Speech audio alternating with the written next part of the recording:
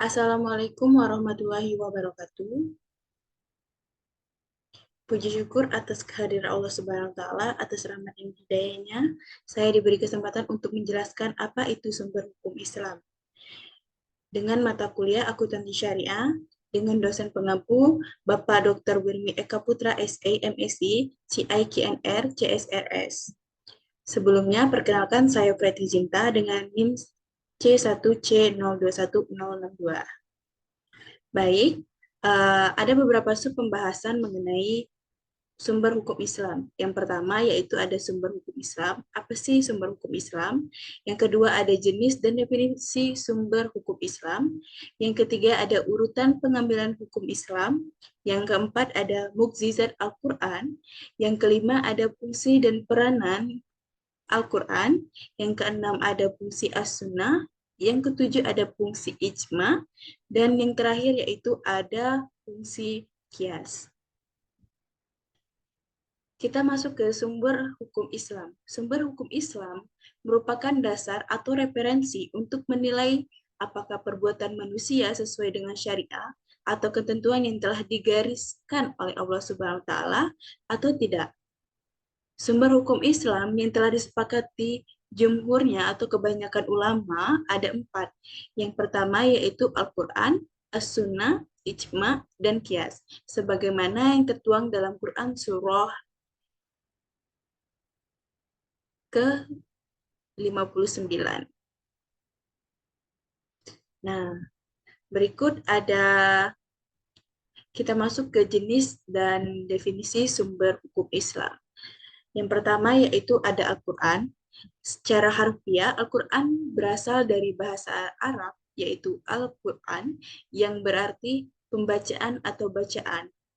Sedangkan menurut istilah, Al-Quran adalah kalam Allah yang diturunkan kepada Nabi Muhammad SAW melalui malaikat Jibril dengan menggunakan bahasa Arab sebagai hujjah, bukti atas kerasulan Nabi Muhammad SAW dan sebagai pedoman hidup bagi manusia serta sebagai media dalam mendekatkan diri kepada Allah dengan membacanya.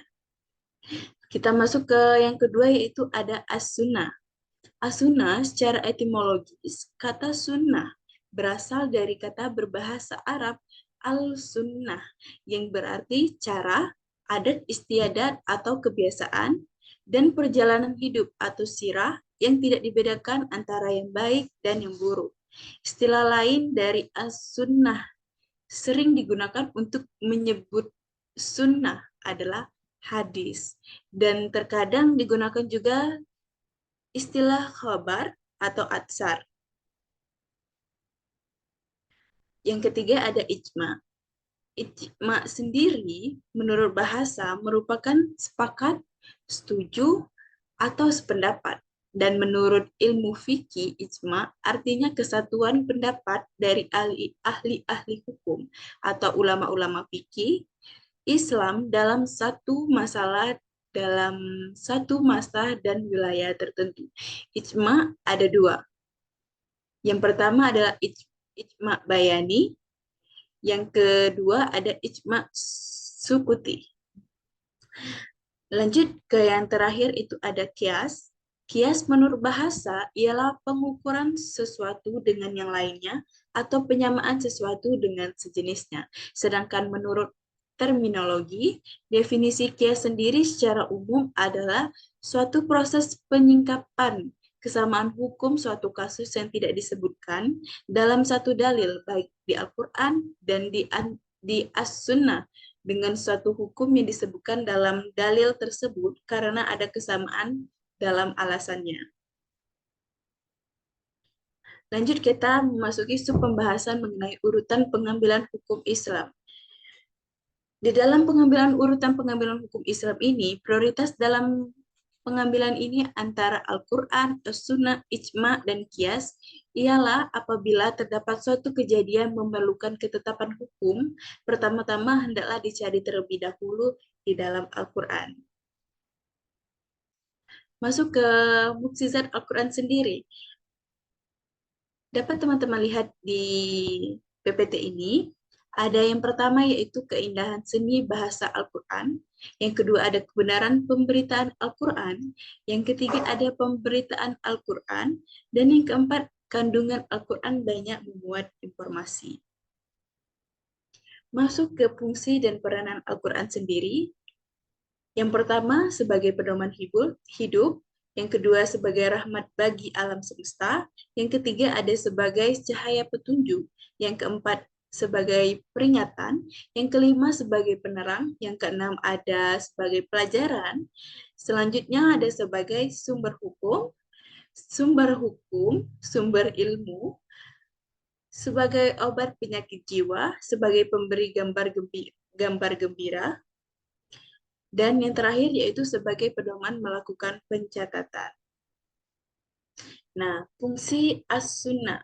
Masuk ke fungsi as-sunnah ini ada beberapa.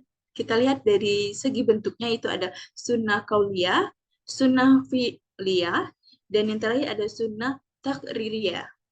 Dan dari segi derajatnya yaitu ada sauhi, hasan, dalaif, dan madlu.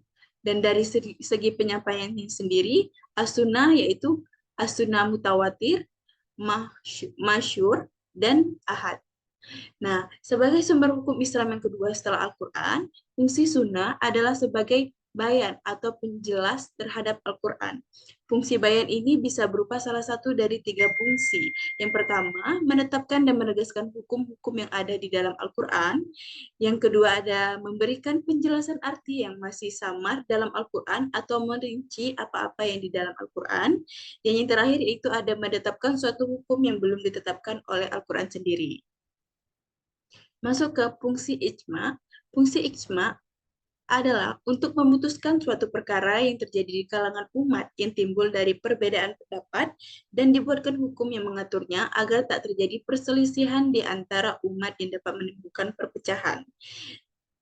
Jumhur ulama berpendapat bahwa fungsi ijma memiliki beberapa alasan dapat dipergunakan sebagai sumber hukum Islam adalah hadis-hadis yang menyatakan bahwa umat Muhammad SAW tidak akan bersepakat terhadap kesehatan.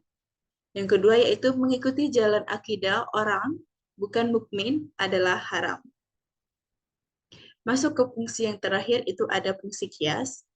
Fungsi kias itu sendiri, seperti yang telah kita ketahui sebelumnya, adalah untuk menetapkan suatu hukum akan suatu perkara yang baru, yang belum ada pada masa sebelumnya, namun memiliki kesamaan dalam sebab, manfaat, bahaya, dan berbagai aspek dengan perkara terdahulu, sehingga dihukumi sama. Nah, fungsi kias ini sepanjang mengacu dan tidak bertentangan dengan Al-Quran dan As-Sunnah. Kias sendiri juga sesuai dengan logika dan akal yang sehat. Oke, sekian dari saya akhiri. Wassalamualaikum warahmatullahi wabarakatuh.